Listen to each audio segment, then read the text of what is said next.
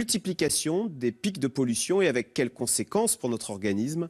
Vous retrouverez Bruce Toussaint à 17h46 dans C'est dans l'air qui est intitulé ce soir « Pollution, peur sur la ville ».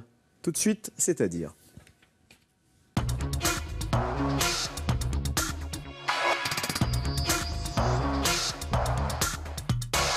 Joseph Massescaron, bonsoir. Vous êtes journaliste, président du comité éditorial de l'hebdomadaire Marianne. Vous publiez L'horreur religieuse chez Plomb, où vous dénoncez le retour du fait religieux. Alors, avec la victoire de François Fillon à la primaire de la droite, on a beaucoup parlé du vote catho. Est-ce que vous diriez, Joseph Massescaron, que oui, on assiste aujourd'hui à l'affirmation religieuse, on se dit catho, on vote catho, on pense, et on pourrait dire la même chose d'ailleurs avec, je sais pas, avec les musulmans, les juifs ou les bouddhistes. Totalement. Le retour du fait religieux. Voilà. Il y a un retour du fait religieux parce que c'est vrai que c'est un retour qui prend naissance depuis à peu près 20 ans, parce que ce genre de mouvements sont des mouvements telluriques, c'est-à-dire ils mettent du temps avant d'apparaître. Et ce qui est vrai, c'est qu'aujourd'hui, on est dans réaffirmation, c'est-à-dire que les personnes qui nous écoutent savent bien que s'ils prennent les informations, ils vont avoir l'avis de tel imam ou l'avis de tel rabbin ou ce que pensent les cathos sur... Alors, ça peut être des choses extrêmement différentes. Ça peut être ce qu'il faut manger, ce qu'il faut voir, est-ce qu'il faut regarder, par exemple, Sausage Party, est-ce qu'il faut, etc., sur toutes les questions, mais aussi sur des questions politiques, des questions qui nous concernent directement, par exemple, la fin de vie, par exemple, l'avortement.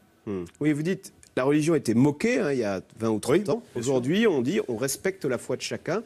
Comment vous l'expliquez d'ailleurs? Vous avez cette formule, vous dites on est passé de Mao à Moïse. Ça veut dire quoi exactement? C'est-à-dire qu'en fait, on est passé d'une... Des grandes religions, des grandes religions, ce qu'on appelait les religions séculaires, c'est-à-dire, voilà, en effet, le communisme a été une grande religion séculaire, incontestablement, et puis les grandes idéologies, on est passé de cela, et avec l'effondrement, à partir de 89, de ces grandes idéologies, on s'aperçoit que la nature ayant horreur du vide, eh bien, les religions ont pris progressivement la place. Et alors, les religions qui ont pris progressivement la place, ce ne sont pas tout à fait les mêmes que celles qu'il y avait il y a 30 ans ou 40 ans. Parce que, moi, juste une parenthèse, il y a une vraie folie aujourd'hui qui est de le fait de dire les catholiques ont toujours été comme ça, les musulmans ont toujours été comme ça, ou les juifs se sont comportés toujours comme ça. C'est faux, c'est totalement faux. Les religions évoluent. C'est-à-dire que c'est folie de croire que les religions n'évoluent pas dans les idées, dans les hommes, dans leurs dogmes même.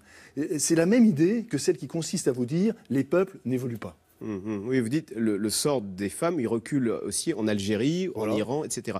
Et alors, ça transperce. Vous dites, y compris à l'école, il y a l'affirmation du fait religieux. Maintenant, quand on est en CM1 ou en CE1, on s'affirme en tant que musulman, juif, etc. Ce qu'on ne faisait absolument pas nous quand nous étions dans le primaire. Ça paraît fou. Moi, j'ai connu l'époque où je savais, je pressentais que tout simplement parce que j'allais goûter chez des camarades que elle était juive ou que lui était musulman, ou parce qu'il y avait des gâteaux particuliers à Noël. C'est comme ça qu'on avait l'idée. Mais autrement, il n'était jamais question. C'est-à-dire que on ne disait pas le terme même. Je voudrais faire réfléchir sur ce que signifie lorsqu'on dit un enfant musulman ou un enfant catholique. C'est quand même totalement fou, parce que ça veut dire que vous enlevez à l'enfant tout libre arbitre. Ça veut dire que l'enfant est assigné à résidence une fois pour toutes, parce que la religion des parents, elle est telle ou telle. C'est comme si on disait un enfant libéral ou un enfant écologiste, totalement. Parce que son père, ça dans le livre, était écolo, etc. Alors les athées, ils sont quoi? Ils sont rien, donc, du coup? Parce qu'ici, il faut s'affirmer en tant que religieux. Si on ne croit pas, on croit en rien, on n'est rien. Les religieux ou les agnostiques... ou ceux qui sont critiques, ou ceux qui sont sceptiques. Je crois que d'abord, c'est la grande majorité de nos compatriotes. Très franchement, c'est la grande majorité. Et eux, ils n'existent pas. Ce sont les invisibles. C'est vraiment les invisibles de la cité. Est-ce que les politiques ne sont pas responsables aussi dans le fait d'avoir toujours cultivé, vous savez, cette différence, vous voyez, d'avoir approché, saucissonné l'électorat avec le travailleur musulman, le juif pourchassé, etc. Résultat, les gens s'affirment dans des cases où ils sont reconnus comme tels. C'est-à-dire que c'est tout le problème des politiques. Autrefois, les politiques fonctionnaient par clientèle. C'était la clientèle électorale, c'est quelque chose de très ancien. À Rome, on le faisait déjà. Chacun, sénateur ou autre, avait sa clientèle électorale. Mais progressivement, on est passé de la clientèle électorale à la défense des communautarismes. C'est-à-dire, on a progressivement glissé du clientélisme au communautarisme sans même s'en rendre compte. Vous savez, ce qui est frappant, c'est, moi j'ai vécu, par exemple, dans le 19e arrondissement, il y a des gens qui venaient, des Lubavitch qui venaient et qui demandaient à ce que pour la piscine, les femmes et les hommes n'aient pas les mêmes horaires. Bon, soit distincts. Alors, les gens de la mairie, à l'époque totalement de bonne foi, disaient « mais c'est normal, ils font juifs, c'est des Lubavitch ». Sauf que les Lubavitch, c'est une secte, voilà. Et alors, le fait de faire musulman ou de faire catholique, c'était l'assurance que de toute façon, comme les politiques ne connaissaient rien à la religion, ils ne se trompaient pas et qu'ils pouvaient servir une clientèle électorale et politique. Mais alors c'est quoi la suite? On va voir apparaître des partis, des syndicats même confessionnels qui vont défendre une communauté religieuse? Moi, je pense que... je crois pas. Il y a deux écoles là-dessus.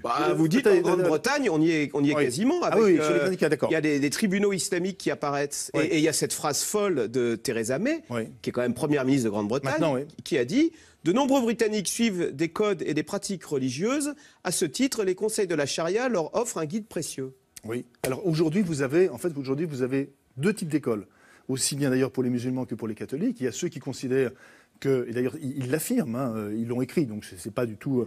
soit c'est par l'entrisme qu'ils arriveront à changer les choses, par exemple, sens commun au sein de la droite, soit c'est par les extérieurs, c'est le parti chrétien-démocrate de Jean-Pierre pas de Jean-Pierre de Poisson, pardon, de Poisson. Donc, les deux font exactement le même mouvement, c'est un mouvement de tenaille. Donc je ne crois pas qu'il y aura simplement la création...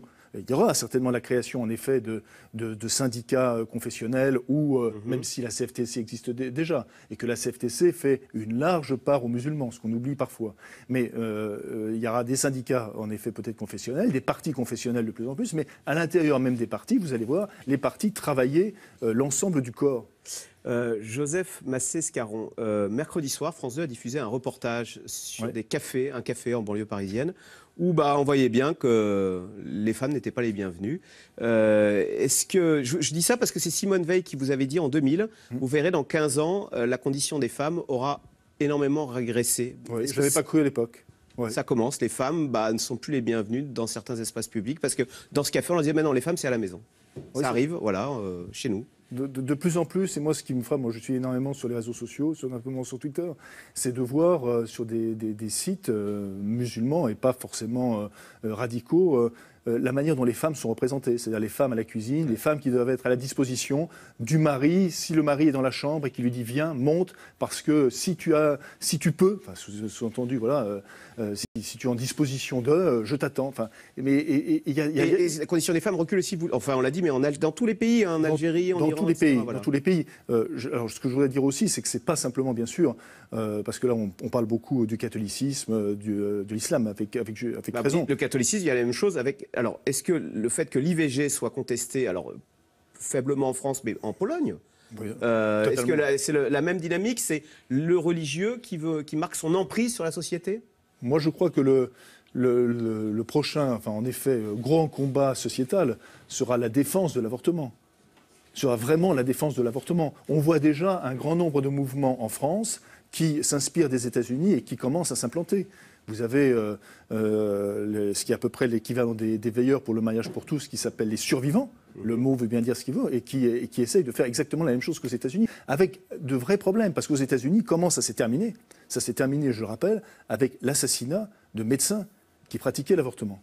Voilà, et au sujet de ces manifestations contre la loi mariage, vous racontez votre gêne quand vous voyez ces enfants réquisitionnés par leur famille pour aller manifester contre des idées qui les dépassent probablement. Bon. Oui, c'est-à-dire cette défense de l'enfant, quand on sait ce que l'Église d'Espagne a fait aux enfants, c'est-à-dire en les envolant à leurs parents, par centaines de milliers. Joseph Massé-Scaron, merci beaucoup. L'horreur religieuse, donc Tribune Libre, publiée chez Plomb. Vous restez avec nous tout de suite. Bruce Toussaint, c'est dans l'air. La France est confrontée à un pic de pollution le plus exceptionnel depuis 10 ans.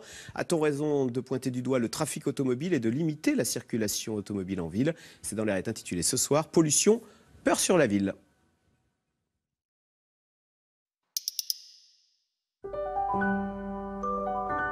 C'était, c'est-à-dire, avec la méthode de soins Skin Minute, Suisse Expert. C'était, c'est-à-dire